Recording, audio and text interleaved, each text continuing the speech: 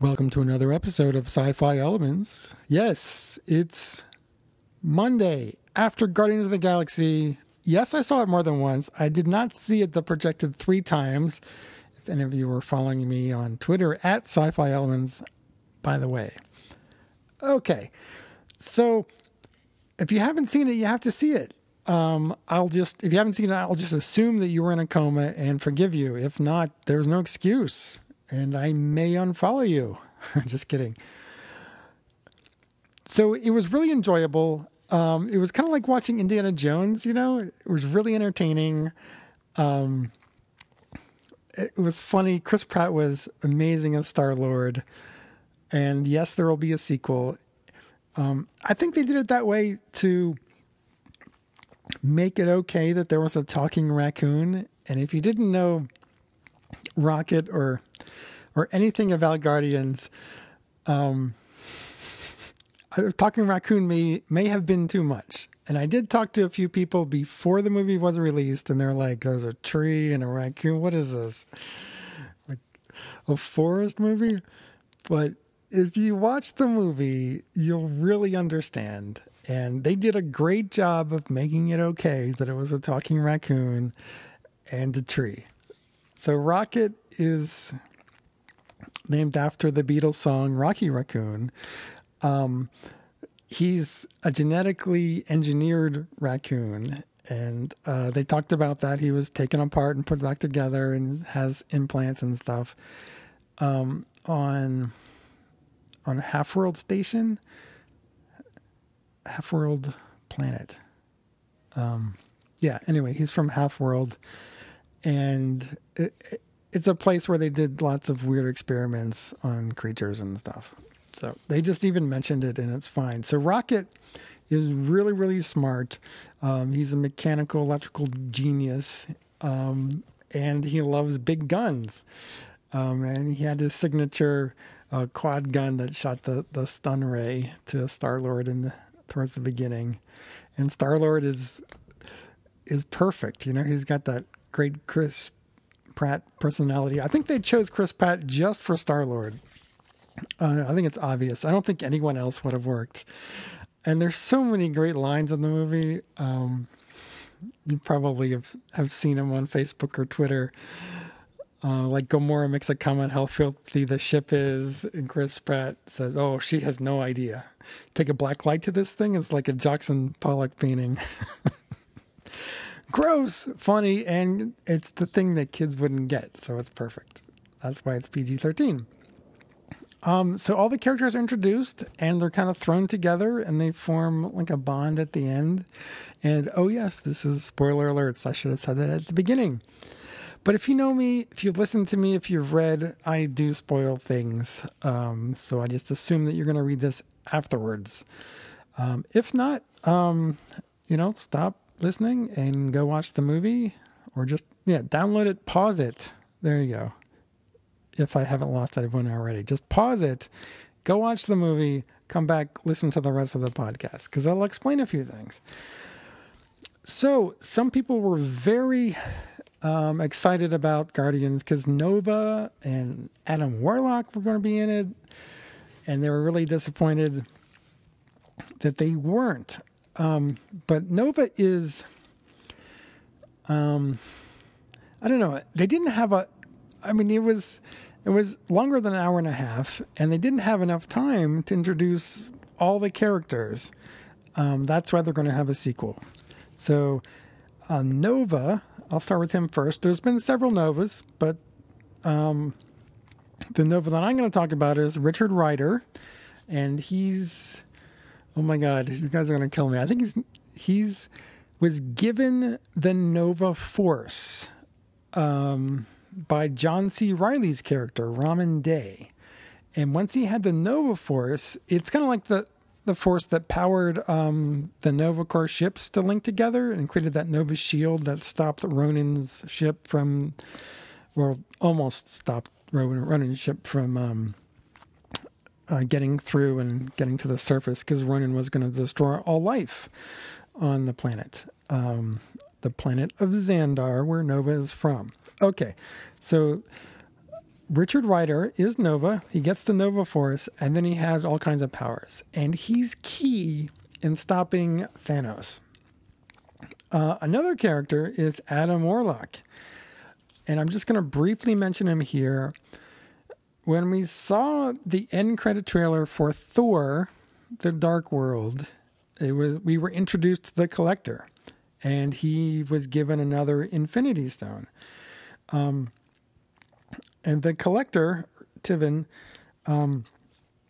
once he gets something that's rare, he has to have all of it. The entire collection. That's why they call him the Collector. The Collector is an immortal being. He's really powerful. He doesn't really use his power for control or dominance or to attack people. He just got really bored with living forever. So he started to collect rare things. And the rarer it was, the more he wanted it. And it became an obsession. So after thousands and thousands and hundreds of thousands of years, he's obsessed with collecting things. So when Thor and Lady Sif gave the Collector the Aether, one of the Infinity Stones, he kind of wanted the others. So the Tesseract is another Infinity Stone. The Orb in this movie, the Guardians of the Galaxy, is another one. So the Aether, the Tesseract was from Captain America, the First Avenger. It's what the Red Skull used to make the weapons. The Tesseract can transport people from different areas of the universe. And then there's still some speculation, but I'm just going to go ahead and say it, that Loki's staff, because Thanos gave Loki Loki's staff, right? They call it Loki's staff, but Thanos gave it to him. It's a Chitauri staff, and one of the Infinity Stones is the mind control gem. And that's kind of what Loki's staff did. So I think it's a safe assumption that that's the fourth Infinity Stone that we've seen so far. Actually, I guess it'd be the second, and the Orb would be the fourth. So there's 6 Infinity Stones altogether. And once Thanos acquires all 6, and he's going to take... what we're going to see is Thanos acquiring all the Infinity Stones in the Guardians of the Galaxy 2, in Thor 3, and it's going to culminate in the Avengers 3, where Thanos is... I don't know if I've said this on a podcast before. Well, there's going to be a showdown with him and Captain America. And you can kind of tell in the latest Captain America movie what's going to happen with Bucky the Winter Soldier. I'm going to stop there. So Thanos is really powerful. He's from Titan. He did all these genetic experiments to make him more powerful. He killed most of his own race, and he has this obsession with power and destroying things because he's in love with Lady Death. I don't know how many times I've said this before, but so he wants to... I don't know if they're going to cover the cosmic cube, but he gains that. He's virtually omnipotent. He gets this 6 Infinity Stones. He creates the Infinity Gauntlet. A gauntlet is just an armored glove, the Knights of King Arthur, that type of thing. So once he gets that, in the comic, it's his left hand. And so he gets this gold gauntlet, and he puts all the Infinity Stones in there. And in the Guardians of the Galaxy, you saw the orb, the purple stone, turn into that gem. So it's just those soul gems on the gauntlet. And then he can control time. He can move anywhere in the galaxy with the Tesseract. He can control people's minds. So he is unlimited power, omnipotent at that point. I don't even know if they're going to cover the cosmic cube. Maybe I shouldn't even have mentioned it. So in the comic, he destroys half the life in the universe to impress Lady Death. And Lady Death doesn't even like pay attention or something like that. It's been a while since I read that comic. But anyway, he's kind of pissed off about that. So anyway, Adam Warlock is crucial, and Nova they're both mostly Adam Warlock is crucial in defeating Thanos. So that end clip at the end of Thor 2, the end credit scene, you saw like a cocoon and some other like creatures. That cocoon was Adam Warlock. And then, let's see, at the end credit scene of Guardians of the Galaxy, you saw an open cocoon. So that means that Adam Warlock, it's the second time that cocoon has appeared, so he's been released. So we're going to see him in Guardians of the Galaxy 2. We're going to see a bunch more of Thanos, and there's going to be a lot more action. And I'm really hoping we're going to see Nova. I haven't had any direct confirmation that we are going to have Nova, but we have to. It's we just had Nova on Nova Prime, the Nova Core, introduction to Ramen Day, Xandar, the Nova home planet, the Xandar world, and so we just have to have Nova. It's a guarantee. I'm just going to say it. So those are two characters that were missing, or at least hinted at. And it's obvious that they didn't want to just introduce like 1,000 characters. They wanted to solidify the Guardians of the Galaxy, make the core, palatable to everyone, not just the comic fans. Because I know you guys are like wanting everything to be exactly like the comic or better, but there's other people that support the movies too. So there's definitely going to be a sequel, and it's going to be awesome. And we're going to see more of Thanos, Adam Warlock, Nova. And I'm going to guess that in the sequel, we're going to see the introduction of Captain Marvel. Gamora is a Kree, and the Guardians introduced us to the Kree Empire. So Captain Marvel, well, it's kind of a long story, but he's crucial also with Thanos, and he gives his power or Carol Danvers, the Air Force pilot, gets Captain Marvel's powers. Let's say it that way. Okay. And she becomes Miss Marvel, or now it's Captain Marvel, more appropriate, I guess. And that is awesome. Captain Marvel, Miss Marvel is one of my favorite characters. She's a very strong female lead. And I'm just so happy that Marvel's going to do this. And we probably will see a glimpse of her in the Avengers 2, Age of Ultron. So I don't even know what the sequence is going to be. Maybe she'll just appear in there, and then there'll be like a recap in Guardians of the Galaxy 2. But Miss Marvel is going to be awesome. Also, long term, one of my favorite comic series is Secret Invasion. And you just didn't know what was going on. And I don't want to say it, but I don't want to spoil the end. But there's two main races in the Marvel Universe. There's the Kree and the Skrulls. And they've been at war for thousands of years. And one is more scientific, and one is more like biological, organic and stuff. One's more warlike. But they've been fighting each other for a long time. And the Skrulls kind of like take over the appearance of Marvel Avengers and other superheroes.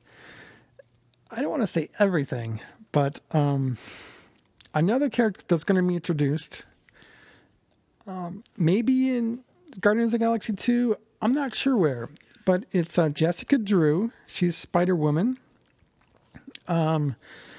She was exposed to some experiment by her father, who worked for Hydra, And there's been different variations on her origin.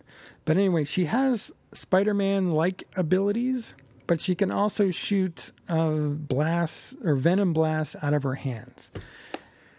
And later she could fly too. So one story is that she grew up with Hydra, and that was her only home. And then when she got older, later she became an Avenger, really. And she is so critical because, S.H.I.E.L.D., even in the last Captain America, there was S.H.I.E.L.D., Nick Fury, all that. And then there's SWORD, also an acronym, and I don't remember what the exact...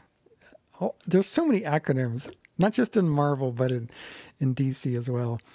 Anyway, so SWORD, there's Jessica Drew Spider-Woman, crucial. SWORD is led by Abigail Brand, and SWORD is...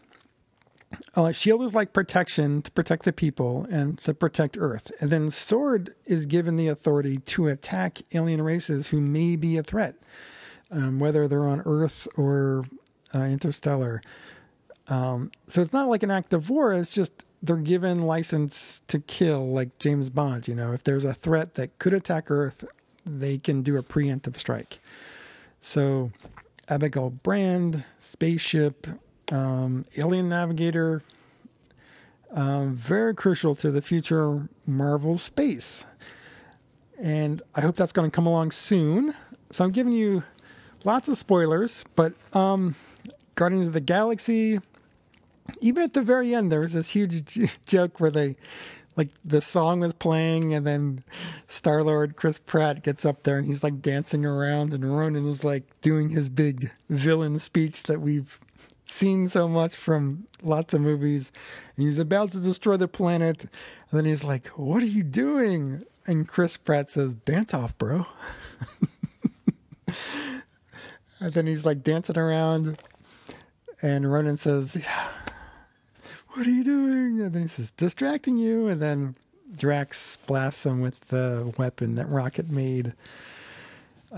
Anyway, yeah, so Guardians, you got to see it. Michael Rooker, Meryl Dixon from The Walking Dead is in it. He's Yondu with his killer arrow, which is awesome. I think you will appreciate most of the characters in that movie. And yeah, they changed a little bit, but it's totally fine. And they left it like, the Ravagers, led by Yondu, they were supposed to pick up Star-Lord, Peter Quill, and bring him to his father, but they didn't say who his father was. They mentioned that he was like a powerful race. They weren't sure who he was. So Star-Lord is... he had an Earth mother, and his father, his ship was like damaged in the war, and he crash landed on Earth until he was able to fix his ship. And his father is the king of Spartax. So Peter Quill is the prince of Spartax. And we're going to see a lot more of that. Yeah. So even like there's like an intergalactic council, and the Asgardians are part of it. Yeah, there's a lot of cool stuff. There's so much to draw from now that Marvel space has been introduced. So that's my main point. There's going to be a whole lot of space villains and creatures and heroes. Yeah. It's just going to be amazing. Even in the comic, they're kind of like pushing more space. Like Bucky the Winter Soldier is going to he's going to be in space too. So yeah, you got to see Guardians. Vin Diesel was the voice of Groot, and he said, "I am Groot," like a whole bunch of times. But if you listen, everyone was different. He said, like, "I am Groot. I am Groot."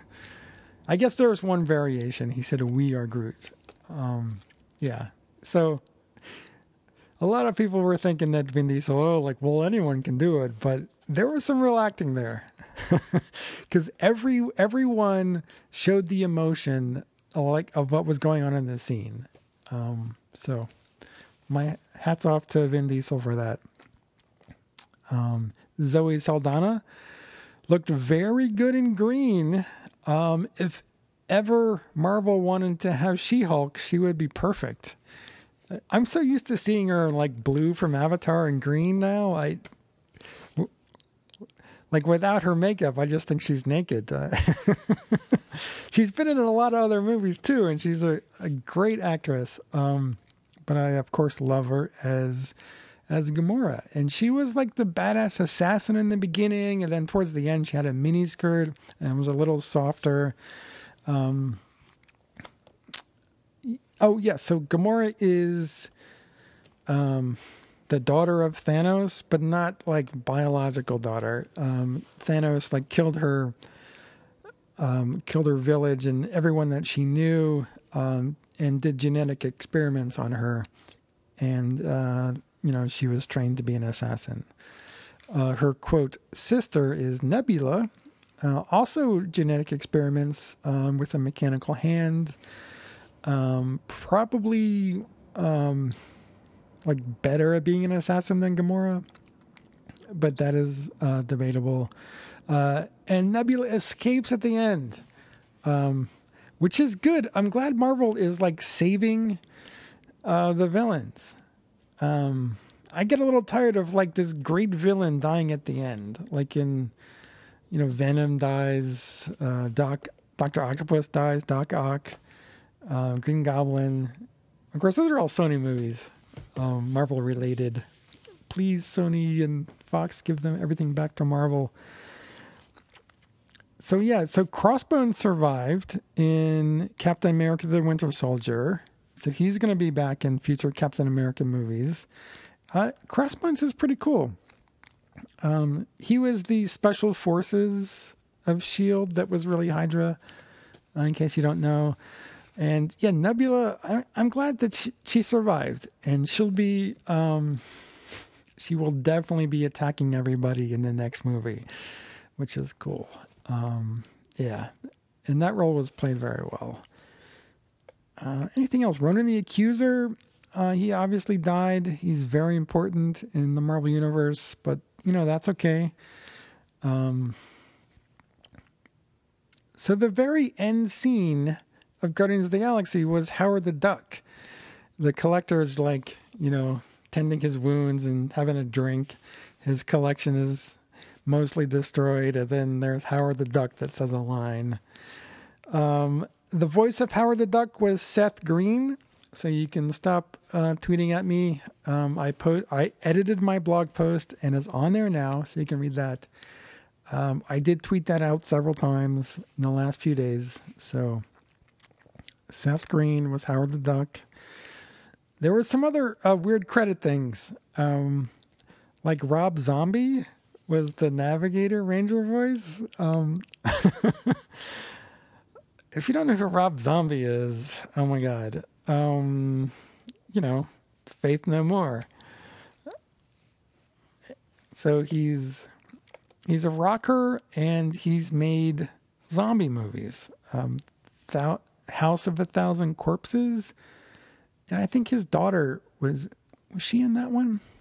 Anyway, he's made some, not major budget horror movies, but they're definitely pretty twisted.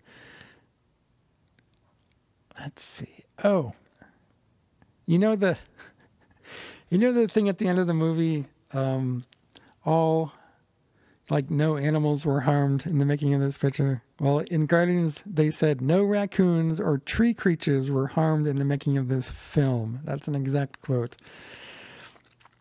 The reason that's in every movie is, what was it, in 1931 or something? They blindfolded a horse for a cowboy movie, and the horse jumped over the cliff. If a horse sees a cliff, it'll just stop. So that's what they blindfolded it. And the horse actually died. And people were like, oh my God, those effects look so real. And they were real. So that's really inhumane to kill a large animal like a horse or to harm any animal just to make a movie. So that's why that thing is in every movie that has animals. Anything else I want to say? You just got to see it. And there was a lot of hints to future stuff in that movie. I haven't mentioned all of them. If you haven't seen it yet, go see it. It'll be in theaters a lot. I mean, what movies do we have coming up? We have The Expendables. I guess that's already out. Is it out? Yeah. That's definitely not a date movie. It's all testosterone. Next week, Teenage Mutant Ninja Turtles. Yes, Megan Fox, and it's gonna be cool. The first movie with that Jim Henson did all the effects for, very cool. But it took place in when did they make that movie? Like early 90s. Anyway, so this one is going to be cool, even if you don't like the cartoon or the characters and think that they're too childish. This movie is PG-13, I believe. So it's going to be like the adult storyline, but, palatable for kids.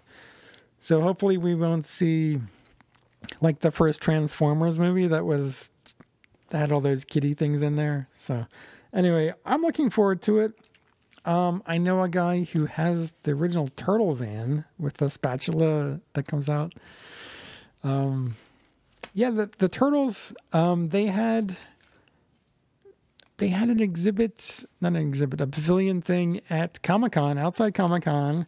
They had built like the pizza throwing vehicle, and they made it look like they had built it out of cardboard. And you got to shoot Shredder and some of the other villains with cardboard pizzas. That was pretty cool. I took some video footage, and I'm going to put that on my YouTube channel.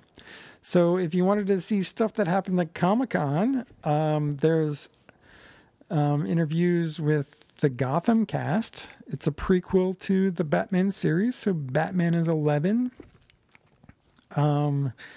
Jada Pinkett Smith plays a gangster that they made up just for the series, Fish Mooney. And I just have some random videos. I've been putting some photos. There's a really cool Loki, like a lady Loki, like with a Tesseract, on my Facebook page. My YouTube is youtube.com/sci-fi elements. My Facebook is facebook.com/sci-fi elements 1. Yeah. I have sci-fi elements, but I don't know. Facebook is so weird. It's with a different account. I can't believe I said that on air. Don't tell Facebook that I have more than one Facebook account. And I can't actually access it, because if I do, I'll lose it. So it's just hiding out there. So anyway, the icon is like the Superman symbol with the light coming through.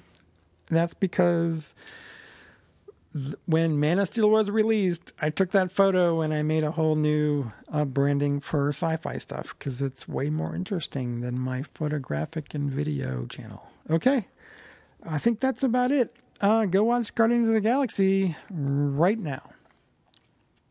You can take off work, I don't know, tell your wife you're going to go volunteer at something. No, just kidding. She'll love it too. Even if you don't know anything about Marvel or superheroes, it's really enjoyable, and they did it that way on purpose. So everyone would enjoy it. And look for those clues I mentioned. So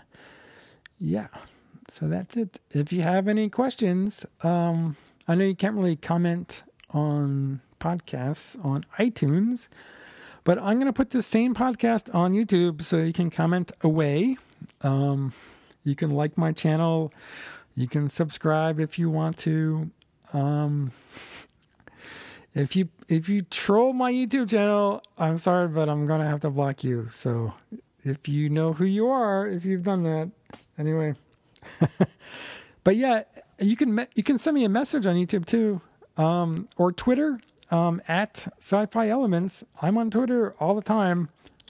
At least every day.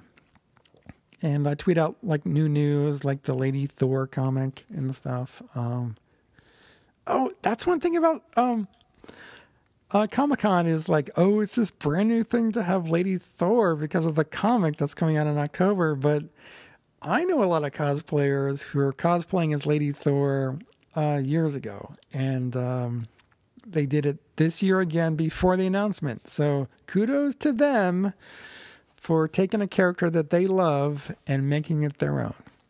I think that's what cosplay is all about. And yes, I do cosplay.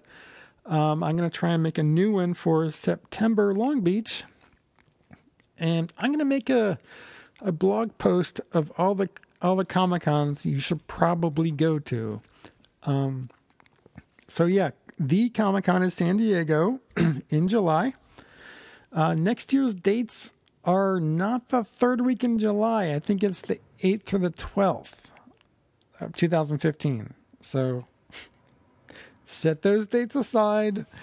Reserve your hotel rooms now if you want to go, and try and get tickets. If you can't get tickets, it's okay. You can still have fun outside. There's so much to do outside.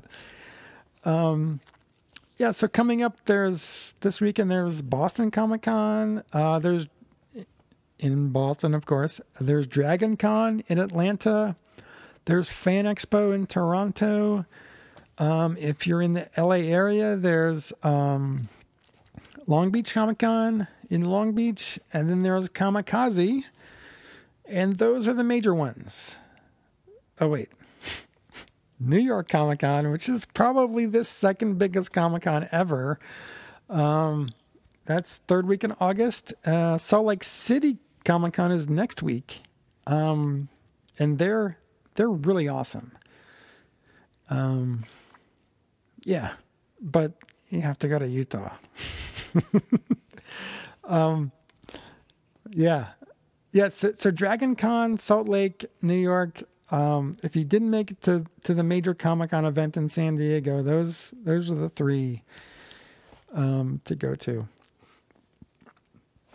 If you've never been to a con, you will literally explode with geekness, because you get to see all your favorite characters. You get to meet writers and colorists of your favorite comic, or actors from sci-fi TV shows, and it's crazy. And you will never get to be able to do everything that's there.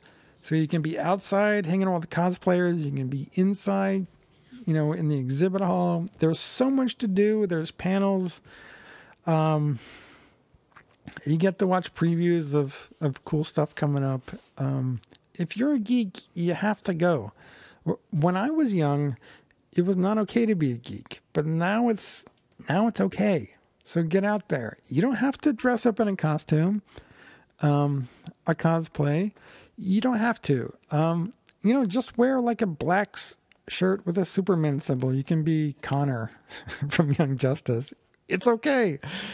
Or you don't even have to have anything. Just go. You will really enjoy it. If you do cosplay, you have an instant in with anyone else who cosplays. It's kind of cool. So you kind of like break down those social barriers just by being in cosplay.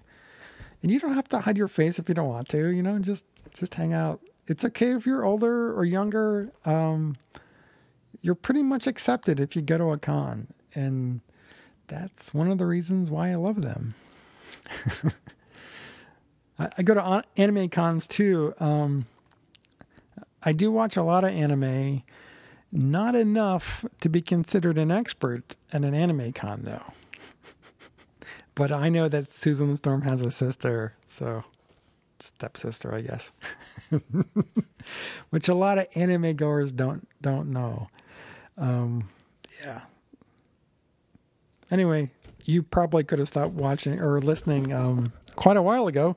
So this is Sci-Fi Elements. I gave you my info, my 411.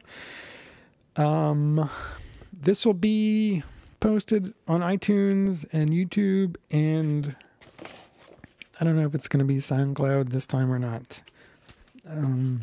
Yeah, I had to redo my podcast provider, And I think that it's straightened out now. Okay. Thanks for listening, guys. And I guarantee that there will be more sci-fi coming up. Take care.